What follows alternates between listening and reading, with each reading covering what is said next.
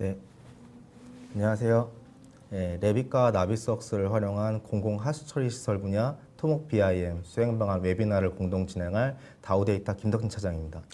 안녕하세요. 상상진학 컨설팅 사업부 정태용 팀장입니다. 오늘 말씀드린 내용은 토목 BIM 수행에 있어서 레빗과 나비스웍스를 활용하여 수행하는 방안에 대하여 설명하려고 합니다. 네, 사실 저희가 오늘 좀 준비한 내용이 좀 많은데요. 상상진학 정태용 팀장님 같은 경우는 사실 이제 현업에 계실 때 실제 이제 BIM 프로젝트를 직접 수행하신 경험이 굉장히 많으시거든요. 그래서 그렇게 직접 프로젝트를 수행하셨던 그런 이제 노하우들을 갖다가 좀 담아서 오늘 좀 컨텐츠를 좀 메인으로 이렇게 구성을 해봤고요. 그렇기 때문에 사실 이제 컨텐츠 내용도 사실 굉장히 좀 탄탄합니다. 그래서 지금 이제 그 귀한 시간 내주셔서 저희 웨비나 시청해주시는 많은 분들께 다시 한번 감사드리고요. 저희가 좀 컨텐츠를 알차게 준비를 했으니까 1시간 동안 좀 많은 내용 많이 이제 얻어가셨으면 좋겠습니다. 오늘 웨비나의 목적은 체계적인 BIM 프로젝트를 분야별로 수행하는 방안입니다. 네, 그러면 오늘 이 웨비나 내용들에 대해서 어느 정도 고객분들이 좀 숙지를 하시고 어느 정도 숙련을 하시면은 공공 하수 처리 시설 분야 BIM 프로젝트를 어느 정도 수행할 수 있다고 봐도 될까요? 프로젝트마다 조금씩은 다르겠지만요. 오늘 말씀드리는 내용에 대해 숙지하시면 기본적인 프로젝트 셋업은 가능하다고 생각합니다. 물론 실제 프로젝트 수행을 위해서는 툴과 분야별 설계 내용의 숙련이 당연히 병행되어야 합니다. 따라서 오늘 BIM 적용 방안에 대한 세부 내용을 말씀드리기 위해서 발주처 요구사항의 분석을 토대로 레빗과 나비스웍스를 활용하여 프로젝트 표준화, 분야별 모델링, BIM 모델에 대한 정합성 검토, 공정 시뮬레이션을 수행하는 방안에 대해 말씀드리려고 합니다. 그럼 먼저 BIM 프로젝트 워크플로우에 대해서 간략히 짚어드리겠습니다. BIM 프로젝트 작업은 입찰 안내서와 가이드라인을 분석한 뒤 BIM 수행 범위와 수준을 발주처와 협의하고 수행계획서, 실행계획서를 작성하게 됩니다. 프로젝트 수행은 실행계획서에 따라 BIM 데이터 작성과 성과품 작성이 완료되면 관련 결과보고서를 제출하게 됩니다. 사실 저는 이제 오늘 웨비나 내용 중에서 이 부분이 이제 시청자분들이 굉장히 좀 궁금해하시는 그런 부분이 아닐까 생각이 좀 들거든요. 사실 이제까지 BIM 프로젝트 수행 관련 아니면 BIM 어떤 컨텐츠 관련 그런 웨비나에서는 주로 이제 툴을 활용한 모델링이나 뭐 분석이나 효과 이런 것들에 대해서 굉장히 좀 많이 다뤄왔고 실질적인 이제 프로젝트 수행 절차에 대해서는 사실 그렇게 많이 다루지 않았던 걸로 제가 알고 있거든요. 근데 저희가 실질적으로 고객분들을 만나면은 뭐 툴의 이제 효과만큼이나 굉장히 궁금해하시는 부분이 바로 이 프로젝트를 수행을 하려면은 프로젝트 초반에 이제 뭐 수행계획서나 아니면 BEP 실행계획서나 아니면 첫 번째 이제 프로젝트 들어갈 때 어떤 그 템플릿은 어떻게 셋업을 해서 맞추고 가야 되는지 이런 것들 사실 굉장히 많이 궁금해하시거든요. 가능하시면은 이 부분을 팀장님이 조금 더 설명을 좀 해주셨으면 좋겠습니다. 네, 뒤에 장표로 간단하게 준비는 하였습니다. 근데 준비에 대한 장표하고 그 다음에 제 수행 경험을 토대로 조금 더 설명을 드리면서 진행을 하겠습니다. 그럼 본격적으로 발주처 요구사항에 대한 BIM 수행 기준에 대해 말씀드리겠습니다. BIM 프로젝트 수행 기준은 입찰 안내서, 발주처 가이드북을 기준으로 수행계획서를 작성하고 발주처 담당자에게 승인을 받아야 합니다. 제출 보고서로는 수행계획서, 실행계획서, 간섭검토 보고서, 결과보고서가 있고 파일도 첨부하여야 합니다. 그리고 수행계획서나 BEP에 대해서 제 경험을 토대로 좀 설명을 드리면 수행계획서 내용에는 BIM 수행 범위, BIM 프로젝트 참여자, 적용 소프트웨어가 주요 사항이며 실행계획서 BEP는 발주처 가이드라인의 작성 양식에도 나와 있지만 BIM 프로젝트 참여자, BIM 데이터의 활용 목적, 성과품, 데이터의 권한 설정, 분야별 모델 요소 작성 계획, BIM 데이터 구축에 따른 분야별 협업 프로세스와 발주처의 보고, 배포, 소프트웨어의 적용 방안에 대하여 작성하여야 합니다. 이 중 중요사항은 분야별 모델 요소 작성 계획과 분야별 협업 프로세스가 가장 중요합니다. 더 깊게 말씀드리면 시간상 어려울 것 같아서 메일로 문의 주시면 답변해 드리겠습니다. BIM 프로젝트의 수행을 위한 소프트웨어를 선정하는 데 있어서 중요한 기준은 데이터의 관리가 용이하여야 하며 IFC 포맷 데이터를 작성하고 공정별 일관된 방식으로 작성을 할 수 있어야 합니다. 발주처별 BIM 상세 수준 LOD는 조금씩 차이가 있지만 범용 상세 수준에서 많이 벗어나지 않습니다. 발주처의 상세 수준은 입찰 안내서와 가이드라인의 기준을 정해두고 반영하도록 하고 있습니다. 그럼 지금부터 레빗과 나비스웍스를 활용한 토목 BIM 적용 방안에 대해 말씀드리겠습니다. BIM 솔루션은 오토데스크 건설 분야 솔루션에 레빗과 나비스웍스를 선정하였습니다. 이거 특별히 혹시 오토데스크 솔루션을 좀 선정하신 이유가 있으신가요? 오토데스크 건설 분야 솔루션에 레빗과 나비스웍스를 적용한 이유는 발주처 기준에 부합하고 설계부터 시공까지 연계되어 지속적인 프로젝트의 흐름을 지원하는 이유도 있지만 사용자가 쉽게 이해할 수 있는 소프트웨어이기 때문입니다. 앞으로 진행할 수행 방안은 레빗을 이용하여 BIM 모델링과 데이터를 작성하고 나비스웍스를 활용하여 BIM 모델의 검토와 공정 시뮬레이션을 수행하는 내용입니다. 지금부터 프로젝트를 수행하는 데 있어서 정보의 표준화를 위한 분야별 레빗의 템플릿 설정 방안에 대해 말씀드리겠습니다.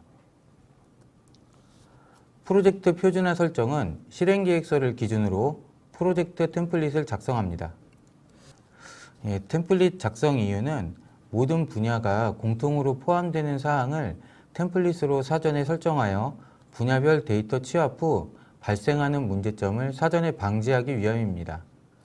기본적으로 설정해야 할 사항은 위치, 프로젝트 정보, 패밀리 작성 기준, 도면화 등이 있습니다. 프로젝트별로 설정 사항이 조금씩 다르긴 하겠지만 기본적으로는 장표에 나온 상황을 토대로 진행합니다. 그럼 본격적으로 좀 자세하게 템플릿 세팅에 대해서 설명을 해드리겠습니다. 프로젝트 템플릿 파일 작성은 레빗 초기 화면에서 만드실 수 있고 다른 방법으로는 프로젝트에서 파일, 새로 만들기로 가서 새 프로젝트를 선택하고 프로젝트 템플릿 선택을 하여 작성할 수 있습니다. 가장 기본적인 프로젝트 정보는 관리 탭에 프로젝트 정보를 선택하여 작성하실 수 있고 작성해둔 프로젝트 정보 패밀리를 로드하실 수도 있습니다. 프로젝트 위치 설정은 관리 탭에 장소를 선택하여 설정할 수 있습니다. 위치 탭에서는 프로젝트의 위치를 설정하며 주소 입력을 통하여 설정합니다. 날씨와 대지 탭은 분야에 따라 쓰기도 하고 그러지 않기도 한데요. 필요하신 분들을 위해서 설명드리면 날씨는 프로젝트 지역에 가까운 기상관측소의 데이터를 토대로 난방 설계를 기준으로 한 1년의 평균 온도를 나타내어 주고 대지는 프로젝트별 기준점을 따로 사용할 경우 활용하는 설정입니다. 단위 설정에 대해서 말씀드리겠습니다. 레빗 화면에서 관리 탭에 프로젝트 단위를 선택하여 표시 단위, 소수점 기준을 설정할 수 있으며 분야별로 단위를 따로 지정하실 수 있습니다.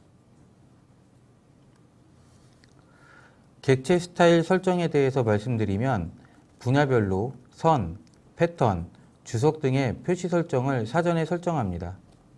모델을 작성하면서도 객체 스타일 설정은 많이 사용하는 기능이기도 합니다. 재료 작성에 대해서 말씀드리겠습니다. 재료는 기본적으로 명칭, 재질, 색상, 표시 형식, 속성 정보입니다. 이 중에 명칭 작성 기준이 중요하며 도면을 위한 표시 형식과 데이터 산출을 위한 속성 정보입니다. 분야별 BIM 데이터를 취합하였을 때 각기 다른 재료명을 사용할 경우 재료의 명칭에 기준이 없으면 재료 데이터의 표준화가 어렵습니다. 또한 BIM 결과 보고서에 분야별 사용 재료의 명칭과 속성 정보를 작성하여야 하는데 많은 어려움이 있습니다. 그래서 사전 기준을 설정하고 라이브러리를 작성해 두시면 나중에 발생될 문제점을 방지하실 수 있습니다. 시작표 작성에 대해서 말씀드리면 시작 시 프로젝트의 정보를 확인하는 목적도 있지만 모델링 데이터가 커지면서 부팅 시 로딩 시간 단축을 목적으로 작성하기도 합니다. 시작표 작성은 제목 블럭을 활용하여 작성하고 관리 탭에 시작뷰를 선택하여 적용합니다. 요거 제가 조금만 좀 첨언을 드리자면요. 이게 이제 이 설정을 해두면 프로젝트 파일을 이제 실제 레빗에서 여실 때 모델이 아니고 이제 일련의 정보 텍스트가 이제 보이면서 시작된다는 얘기인데요. 그리고 이제 모델을 열 때 이제 로딩이 되는 게 실질적으로 이제 모델이 아니라 텍스트이기 때문에 프로젝트 로딩 시간이 실질적으로 좀 단축이 됩니다. 이제 이게 사실 뭐 별것 아닌 듯 보일 수는 있는데요. 실제 좀 작업자한테는 좀 유용한 팁이 될 수 있다고 생각이 됩니다. 네, 이번에 말씀드릴 내용은 패밀리 작성 부분입니다.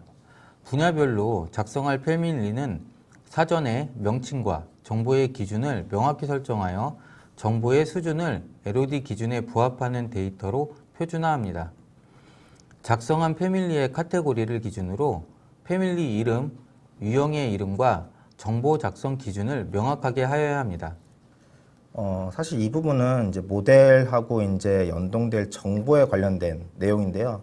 사실 뭐 대부분 요즘은 다 이제 모든 분들이 거의 다 아시기는 하는데 BIM 모델이 이제 단순 3D 디자인 모델이냐 아니면은 이제 시공까지 연동해서 이제 공정까지 활용 가능한 이제 진정한 이제 인포메이션 모델이냐라는 거는 정보가 제대로 셋업이 돼 있고 그리고 이 정보가 다음 단계로 넘어가면서 이제 유실 없이 제대로 연동이 되는지 여부에 따라서 이제 판가름이 되죠. 사실 굉장히 모델링만큼이나 사실 굉장히 중요한 부분입니다. 이제 혹시 이제 오늘 웨비나에서 이제 시간이 만약에 이제 뒤쪽 Q&A 시간도 있고 한데 시간이 좀 이제 남게 된다고 하면은 요 부분에 대해서는 좀 추가 설명 가능하시면은 조금 더 좀 설명을 좀 요청을 좀 드리겠습니다. 네, 뭐 질문 계시면 Q&A 시간을 통해서 좀 더 설명을 하도록 하겠습니다. 그럼 도각 작성에 대해서 말씀드리겠습니다. 입찰 안내서에서 제시한 도면 제출 형식에 맞추어 도각을 작성합니다. 작성 방법은 제목 블록 기능을 사용하여 도각을 작성하고 작성한 도각은 분야별 BIM 모델 도면에 사용합니다. 도면의 선 스타일 설정은 도면 작성 시 분야별 도면의 표시 형식의 표준화를 위한 설정이고 CAD에서 그 CTB 설정과 같다고 생각하시면 설정하시는데 이해가 빠르실 거라고 생각합니다. 해치 패턴 설정은 보시는 장표처럼 직접 작성하시는 방법과 CAD에서 사용하는 패턴을 가져와서 사용하는 방법이 있습니다. 대부분의 사용자는 CAD에서 사용한 해치 패턴을 추가하여 사용합니다. 패턴을 가지고 오는 방법은 관리 탭의 추가, 채우기 패턴에 사용자를 선택하여 가져오실 수 있습니다. 기본적인 분야별 표준화를 설정하였으니까요. 모델링 작성 방안으로 넘어가겠습니다. 분야별 BIM 데이터 작성 방안입니다.